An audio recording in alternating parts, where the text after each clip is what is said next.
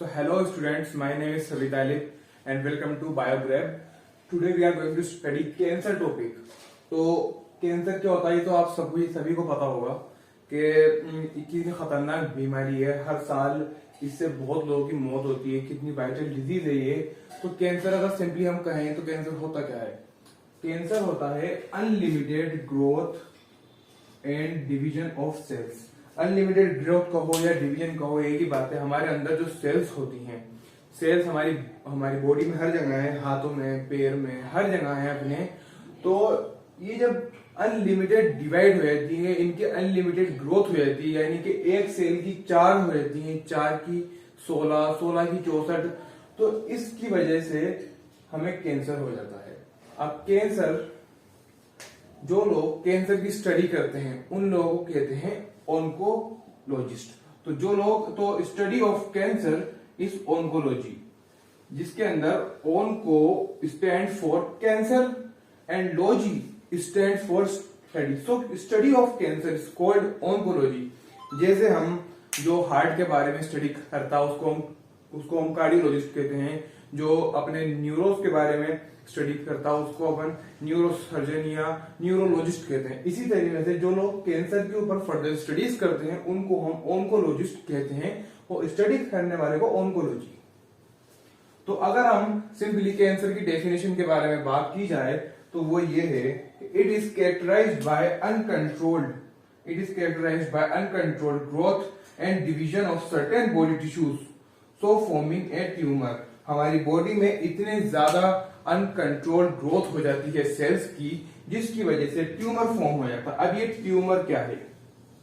Tumour simply हम लोग cancer को ही कहते हैं, दोनों एक ही चीज हैं। अगर ट्यूमर को हम हिंदी में बात की जाए तो ट्यूमर को हम लोग कहते हैं गांठ। जो लोग कहते हैं ना कि हमारे यहाँ पर गांठ हो गई, या यहाँ गांठ हो गई, या यहाँ गांठ हो गई, तो उसको हम लोग कहते हैं tumour. So forming a tumour, so it is called mitotic run amok. अब ये एक नई चीज सामने आई कि माइटोटिक रन एमॉक क्या होता है। माइटोटिक रन एमॉक का मतलब होता है कि इसके अंदर सेल्स इतनी ज्यादा डिवाइड हो जाती हैं, वो तो हमें पता ही है, लेकिन इसके ऊपर हमारा कंट्रोल नहीं होता। To remain uncontrolled. अगर हम इसको सिंपली अगर सिंपल लैंग्वेज में लिखना चाहें तो इसको हम लिख सकते हैं टू रिमेन अनकंट्रोल्ड।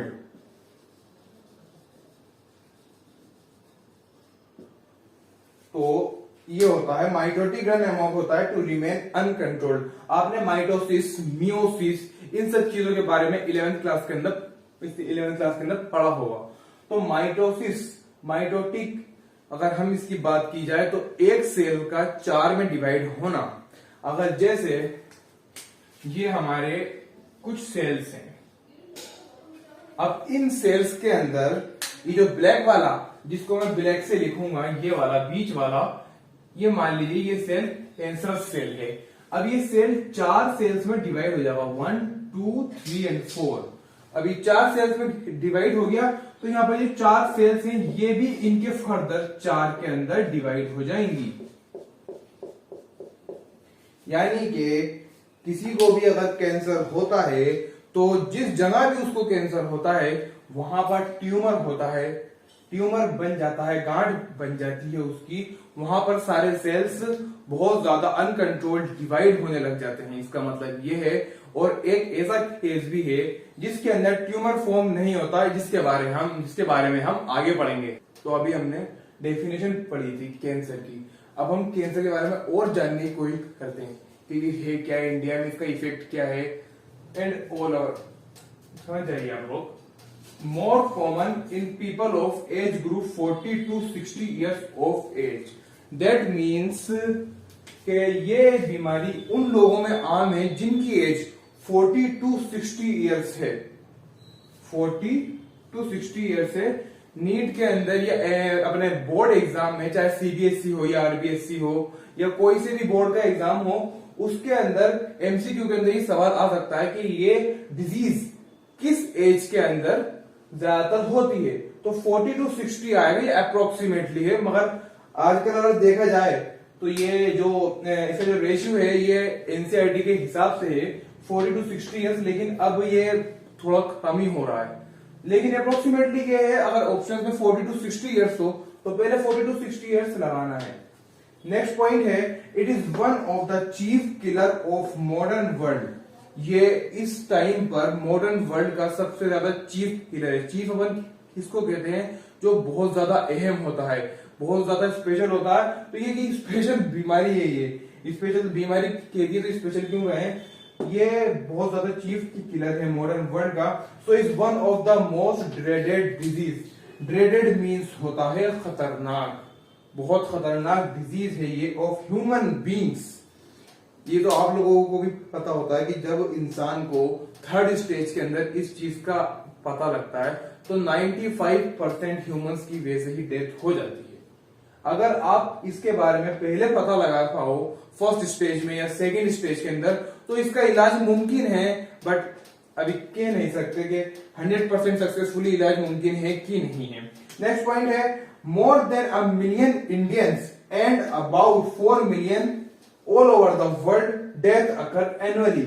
यानी कि 1 मिलियन यानी कि 10 लाख लोग हिंदुस्तान के, इंडिया के हर साल इस बीमारी से उनकी डेथ हो जाती है। डेथ अकर एनुअली, एनुअली मींस होता है पर ईयर, हर साल, मतलब एक साल के अंदर इतनी डेथ हो जाती है इंडियंस की, 10 lakh death and about 4 million all over the world. यानी कि 4 मिलियन यानी क्या होता है, 40 लाख, 40 लाख मौतें हो जाती हैं इस बीमारी से all over the world annually, हर साल। तो अभी हमने कैंसर की डेफिनेशन पढ़ी, उसके ऊपर अपने मॉडर्न वर्ल्ड पर क्या इफेक्ट है, कितनी मौत होती है, ये सब पढ़ा। अब इसके बाद हम पढ़ेंगे कैरेक्टरिस्टिक्स ऑफ कैंसर। कैंसर की क्या कैरेक्टरिस्टिक्स है, मतलब ये होता क्या है, किससे होता है, क्यों होता है एंड ऑल। तो mechanism of contact inhibition and differentiation can not present in cancer cells. अब सबसे पहले ये कॉन्टेक्ट इनहिबिशन, भैया कॉन्टेक्ट इनहिबिशन क्या होता है? कॉन्टेक्ट इनहिबिशन का मतलब होता है किसी को कॉन्टेक्ट करने से रोकना। ये कॉन्टेक्ट को इनहिबिट करना यानी कि रोकना, मैं अपने हाथ को रोक रहा हूं कि इस पर कॉन्टेक्ट ना करे, टच ना करे, इसको कहते हैं कॉन्टेक्ट इनहिबिशन। अब ये चीज है नहीं इसके अंदर, प्रेजेंट नहीं इन कैंसर सेल्स, यानी कि कॉन्टेक्ट इनहिबिशन प्रेजेंट नहीं है। तो जैसे कि ये मैंने आपके सामने सेल्स बना रखी हैं, अब इसमें से अगर मैं ये बीच वाली सेल्स हटा दूं, ये सारी की सारी नॉर्मल सेल्स है, भी ये सब नॉर्मल सेल्स है जो मैंने ब्लैक के अंदर ड्रॉ कर रखी है। अब इसको मैं रेड पेन से जो मैं ड्रॉ करने वाला हूं, ये हो चुका है, अब ये कैंसरस सेल हो गया है। ये दिख रहा आप लोगों को, ये रेड पेन से ये देखिए आप लोग, जो इसकी बाउंड्रीज के ऊपर टच हो रहा है या ओवरलैप हो रहा है, इसको कहते हैं हम कैंसरस सेल। अब कॉन्टेक्ट इनहिबिशन यानी कि ये इसको भी टच कर रहा है, इसको भी कर रहा है, इसको भी कर रहा है, इसको भी कर रहा है, इसको भी कर रहा है। जैसे कि नॉर्मल सेल्स एक दूसरे से टच नहीं हो रही हैं, यानी कि नॉर्मल सेल्स हैं जो टच नहीं हो रही है, इनके पास कॉन्टेक्ट इनहिबिशन है, इनके अंदर प्रेजेंट है, लेकिन कैंसर सेल के अंदर नहीं है। तो इसीलिए ये सबके ऊपर ओवरलैप हो रहा है या टच हो रहा है। And differentiation can not present in cancer cell. अभी डिफरेंशिएशन क्या है? डिफरेंशिएशन का मतलब है कि आप पता नहीं कर पाएंगे कि कौन सा सेल नॉर्मल है या कौन सा सेल कैंसरस है। अपन के पास या अपनी बॉडी के पास ऐसी कोई पावर नहीं होगी या ऐसी कोई कहें तो अपन के पास ऐसा कुछ नहीं होगा जिससे अपन मालूम कर पाए कि कैंसरस सेल से नॉर्मल से। इसीलिए जनरली कैंसर के बारे में लोगों को थर्ड स्टेज के अंदर अंदाजा होता है कि उनको कैंसर हो चुका है। मान लीजिए कोई पेशेंट है, उसकी ये सब चीजें हो रही हैं, अब उसको इस टाइम पर नहीं मालूम होगा। फिर जब ये बहुत ज्यादा हो जाएगा, ट्यूमर हो जाएगा, पूरी बॉडी में फैलने लगेगा, तब जब वो जांच करवाएगा यानी कि डायग्नोसिस करवाएगा, उसके बाद उसको जांच में मालूम पड़ेगा कि उसको कैंसर है, लेकिन तब तक बहुत देर हो चुकी होगी, वो थर्ड स्टेज में पहुंच चुका होगा। तो यानी कि contact inhibition and differentiation can not present in cancer cells. ये चीज समझ में है कि कॉन्टेक्ट इनहिबिशन क्या होता है और डिफरेंशिएशन क्या होता है। तो अपन आगे बढ़ते हैं। Cancer show uncontrolled mitotic division of cells causing unorganised, यानी कि अभी हमने पढ़ा था कि कैंसर के अंदर अनऑर्गेनाइज्ड अनकंट्रोल्ड ग्रोथ होती है, मगर वो होती क्यों है?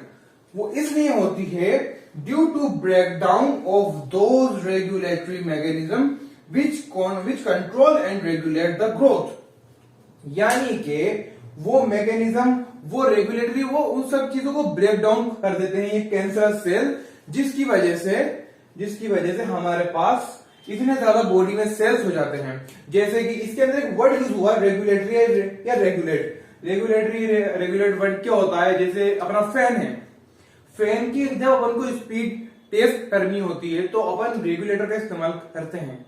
अपने फोन के अंदर अगर अपन को कुछ चीज करनी होती है तो अपन अपनी फिंगर से या थंब से करते हैं, क्योंकि अपन को मालूम है कि अपन इस चीज को ज्यादा कर सकते हैं और कम कर सकते हैं। बट ये उन मैकेनिज्म को ही ब्रेक कर देता है जो मालूम करते हैं कि कौन सा सेल नॉर्मल है और कौन सा सेल कैंसरस है। So to break down of those regulatory mechanism which control and regulate the growth, जब अपन को मालूम ही नहीं पड़ेगा कि भाई ये कैंसरस सेल है और ये नॉर्मल सेल है, तो हमें मालूम ही नहीं पड़ पाएगा कि हमें कैंसर हुआ है या नहीं हुआ है। आप चाहें तो इस चीज को, इससे पहले जो भी मैंने यहाँ पर नोट डाउन किया था, आप उसको अपनी कॉपी के अंदर नोट्स के तौर पर बना सकते हैं। And it is sufficient, it is very sufficient for boards and NEET also. तो नेक्स्ट पॉइंट है the rate of cell division is much higher than that of normal cell. अब भाई ये जब रेट बढ़ा, रेट का मतलब होता है आपने फिजिक्स के अंदर या केमिस्ट्री में या मैथ के अंदर पढ़ा होगा, रेट यहां पर क्या है, यानी कि डिवाइडेड बाय टाइम। तो the rate of cell division, इस जो कैंसर सेल्स का जो सेल डिवीजन होता है, is much higher than that of normal cell. अपन की जो नॉर्मल सेल जिस तरीके से डिवाइड होती है वो धीरे धीरे डिवाइड होती है, लेकिन कैंसर सेल इतनी ज्यादा, इतनी जल्दी डिवाइड होती हैं कि वो जिसका कोई मुकाबला नहीं है। तो ये पॉइंट ये कहना चाह रहा है कि नॉर्मल सेल के मुकाबले इनका सेल डिवीजन ज्यादा होता है कम वक्त के अंदर। तो नेक्स्ट पॉइंट है due to uncontrolled growth and division of cell. Due to uncontrolled growth, यानी कि अनकंट्रोल्ड ग्रोथ या डिवीजन की वजह से a tumour is generally formed and newly, sorry मैं यहां पर लिखना भूल गया,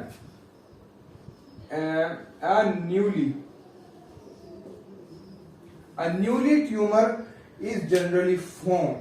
यहां पर एक नया ट्यूमर फॉर्म हो जाता है जिसको हम कहते हैं नियोप्लाज्म। नियोप्लाज्म मीन्स होता है न्यूली फॉर्म्ड, यानी कि नियोप्लाज्म हो जाता है यहां पर।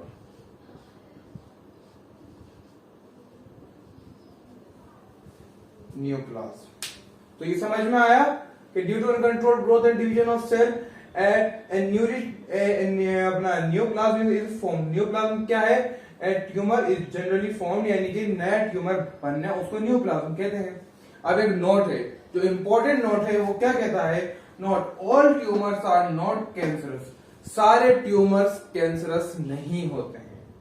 ये हम इसके बारे में आगे पढ़ेंगे कि कोई, जब अपन टाइप्स ऑफ ट्यूमर्स पढ़ेंगे दो तरीके के, उसके अंदर हमें मालूम पड़ेगा कि कुछ ट्यूमर्स ऐसे होते हैं जो कैंसरस नहीं होते। अच्छा, और इसमें एक बात और है कि बहुत सारे एक कैंसर ऐसा होता है जिसके अंदर ट्यूमर भी फॉर्म नहीं होता, जिसके बारे में हम आगे पढ़ेंगे टाइप्स ऑफ कैंसर्स में। तो नेक्स्ट पॉइंट है these cells have less survival capacity than that of normal cell. ये बात तो आप लोग भी समझ में होंगे कि इन सेल्स की सर्वाइवल कैपेसिटी नॉर्मल सेल से कम होती है। तो इसके ऊपर मैं ज्यादा टाइम वेस्ट नहीं करना चाह रहा, क्योंकि ये सिंपल भाषा में लिखा हुआ है इतना। तो नेक्स्ट पॉइंट है cancer cell starve the normal cell by completing the vital nutrients. अब ये स्टार्व क्या है? कैंसर सेल स्टार्व मीन्स होता है भूखा मरना, यानी कि हंग्री डेथ। ये जो कैंसर सेल्स होते हैं ये नॉर्मल सेल्स का भी खाना खा जाते हैं। Bye completing there vital nutrients, वो उनके न्यूट्रिएंट्स वगैरह हर चीज खा जाते हैं, जिसकी वजह से जो इनका खाना होता है वो इनको नहीं मिल पाता। अब किसी इंसान को आप बहुत टाइम तक खाना नहीं दोगे तो क्या होगा? वो इंसान भूख की वजह से खत्म हो जाएगा, यानी कि हंग्री डेथ, भूखा मरना। अगर मैं इसको डायग्रामेटिकली समझाऊं, जो अभी मैंने थोड़ी देर पहले जो डायग्राम बनाया था, चलो मैं बना देता हूं। ये नोट कर लीजिए, इसको ऊपर वाले को इरेज कर रहे हो, स्क्रीनशॉट ले लेना।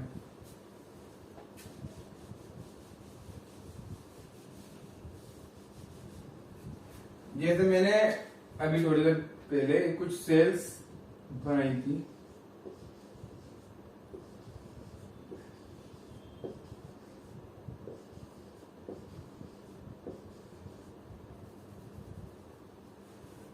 ये भी सारी नॉर्मल सेल्स हैं, इनके बीच के अंदर एक कैंसर सेल्स आ गई, एक कैंसर सेल आ गया था, जिसकी वजह से अभी जो पॉइंट क्या रहा, cancer cell stop the normal cell by completing the vital nutrients.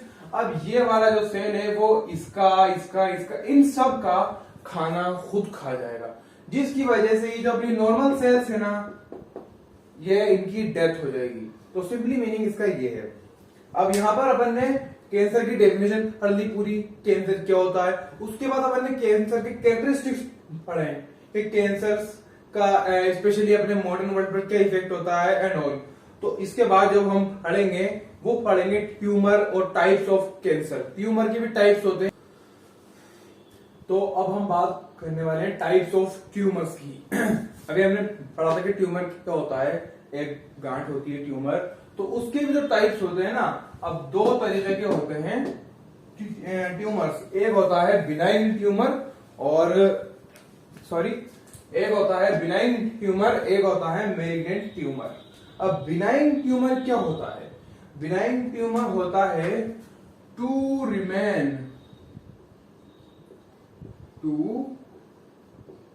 Remain confined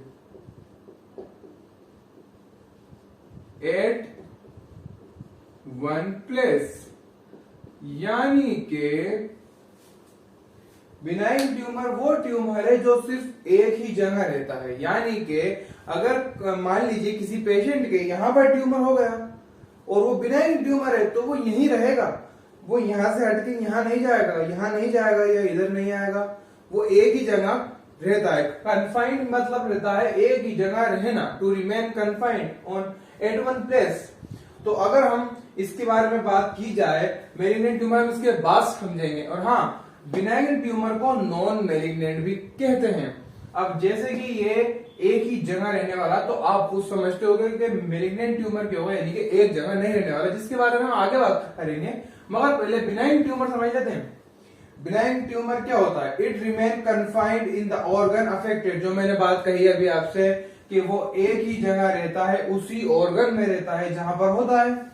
enclosed in a connective tissue sheath, यानी कि अपना जो कनेक्टिव टिश्यू होता है वो उसके अंदर एनक्लोज रहता है, शीथ के अंदर। एक नेक्स्ट पॉइंट है more adhesive to the cell. Adhesive मतलब होता है चिपक कर रहना। जैसे अभी डायग्राम में समझे थे ना बनने के, एक सेल पर हो गया, यानी यहां हो गया, एक जगह हो गया, तो वो उसी जगह पर स्टिक करके रहेगा, चिपक के रहेगा, आगे नहीं जाएगा। Growth rate is slow. अब इनकी जो सेल्स हैं, इनकी ग्रोथ रेट बहुत स्लो होती है, यानी कि धीरे धीरे बढ़ता है। ये आपने देखा होगा कि बहुत सारे लोगों को कभी हॉस्पिटल गए हो या होता है किसी के ना हो, किसी रिश्तेदार को कैंसर, बट होता है ना कि एक आदमी है, उसके यहाँ पर कैंसर है, यानी उसकी गांठ हो गई, आपने देखी होगी ना, थोड़ी उगी हुई मोटी सी, इस टाइप की गांठ है उसके। अब आपने पूछा उसके कि यार मैं जब तुमसे दो ढाई महीने पहले मिला था, ये उस टाइम पर भी इतनी ही थी, अभी भी इतनी ही है, ऐसा क्यों है? तो वो कहेगा कि भाई ये धीरे धीरे ग्रो होती है, इतनी तेज नहीं होती, क्योंकि ये बिनाइन ट्यूमर है, इसलिए इसकी ग्रोथ रेट बहुत स्लो होती है। मेटास्टेसिस डजंट अकर। अब ये मेटास्टेसिस क्या है? अभी आप इतना ध्यान रखिए कि मेटास्टेसिस कुछ होता है और वो इसमें नहीं होता, यानी कि मेटास्टेसिस डजंट अकर। जब अपन मेटास्टेसिस पढ़ेंगे मैलिग्नेंट ट्यूमर के अंदर पूरे एक्सप्लेनेशन के साथ, तो ये बिनाइन ट्यूमर के कुछ पॉइंट्स हैं, ये जो याद रख लीजिएगा आप, और इसको नोट डाउन कीजिए। बिनाइन ट्यूमर सिर्फ ये है। और जो हमने पहले नोट के अंदर अपन ने बात की थी ना, all tumours are not cancerous, ये वो ट्यूमर है जो कैंसरस नहीं होता। इसका इसका इलाज आसानी से हो सकता है, इसमें इतनी ज्यादा कोई खतरे वाली बात है नहीं। तो यानी कि ये उस नोट के बारे में है जो हमने पहले लिखा था, all tumours are not cancerous, this is not cancerous. तो फिर बिनाइन ट्यूमर के बाद आता है मेलिग्नेंट ट्यूमर।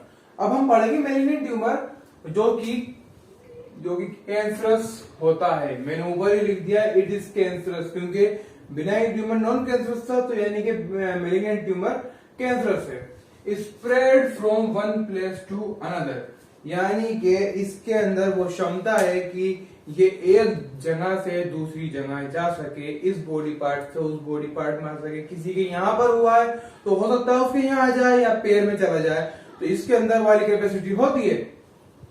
नेक्स्ट पॉइंट है not enclose in connective tissue sheet. सीटी मतलब कनेक्टिव टिश्यू शीट, मैंने तो छोटा सा लिखा क्योंकि मेरे पास स्पेस नहीं है, आप पूरा लिखिएगा। कनेक्टिव टिश्यू शीट, ये कनेक्टिव टिश्यू शीट के अंदर बंद नहीं होता है। नेक्स्ट पॉइंट है ग्रोथ रेट इज फास्टर। इसकी जो ग्रोथ रेट है, मल्टीप्लिकेशन होने की रेट है या डिवीजन होने की रेट है इसकी सेल्स की, वो बहुत ज्यादा तेज होती है। Less adhesive to the cell, यानी कि ये इतना ज्यादा सेल से स्टिकी नहीं होता, चिपचिपा नहीं होता, स्टिक नहीं कर पाता एक जगह पर। नेक्स्ट पॉइंट है मेटास्टेसिस अकर, जिसके बारे में मैंने थोड़ी देर पहले कहा था कि इसको मैं थोड़ी देर पहले समझाऊंगा, तो वो टाइम आ गया है। तो मेटास्टेसिस अगर फर्स्ट ऑफ ऑल मेटास्टेसिस होता क्या है? अब मेटास्टेसिस होता है the property of cancerous cells to transfer from one place to another, यानी कि बॉडी की वो प्रॉपर्टी जिससे कैंसरस सेल एक जगह से दूसरी जगह ट्रांसफर हो सकती हैं, उसको हम मेटास्टेसिस कहते हैं। अब ये ट्रांसफर होती कैसे हैं? ट्रांसफर होती हैं ये from body fluid, by body fluid के जरिए ये ट्रांसफर होती हैं and start a new tumour, यानी कि बॉडी की वो क्षमता जिसकी वजह से एक कैंसर सेल एक जगह से दूसरी जगह जा सकें और फिर वहां जाकर नया ट्यूमर फॉर्म कर सकें। और ये जाती कैसे है? By fluid, by the help of fluid. अपन की कैपिलरीज से, ब्लड से कैसे भी जा सकती है ये। अगर मैं आपको डायग्राम इसको समझाऊं, पहले इसको नोट कीजिए आप ऊपर वाले को।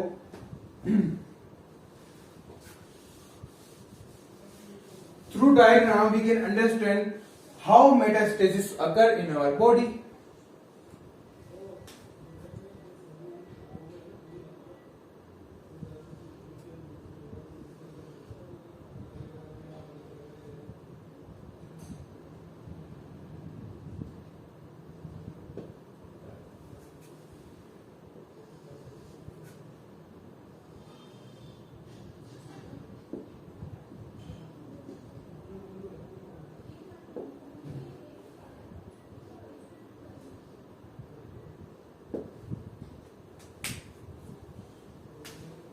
देखिए जरा,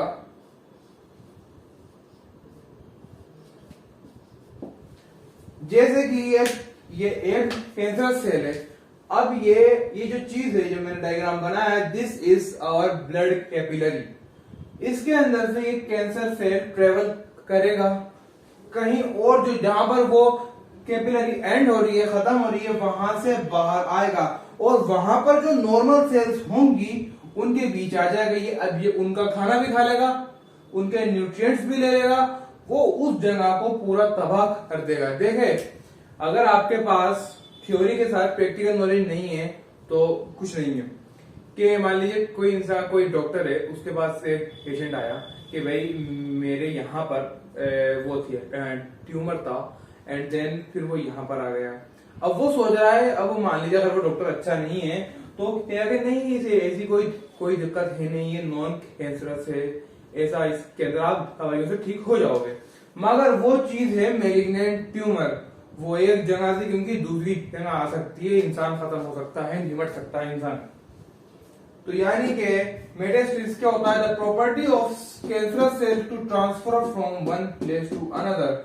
बॉडी की वो प्रॉपर्टी जिसकी वजह से कैंसर सेल एक जगह से दूसरी जगह जाते हैं, उसको हम मेटास्टेसिस कहते हैं। And this is very important. अगर हम बात करें, अभी तक हमने जो भी पढ़ा है तो सबसे ज्यादा इंपॉर्टेंट, मोस्ट इंपॉर्टेंट है मेटास्टेसिस। इसके लिए बहुत सारे सवाल आ चुके हैं। कोई ये नहीं पूछता कि बिनाइन ट्यूमर की डेफिनेशन कहो या मेलिग्नेंट ट्यूमर की डेफिनेशन कहो। सवाल सीधा सीधा ऐसा आता है, वो ऐसी कौन सी प्रॉपर्टी है अपनी बॉडी की जिसके अंदर कैंसर सेल्स एक जगह से दूसरी जगह चले जाते हैं।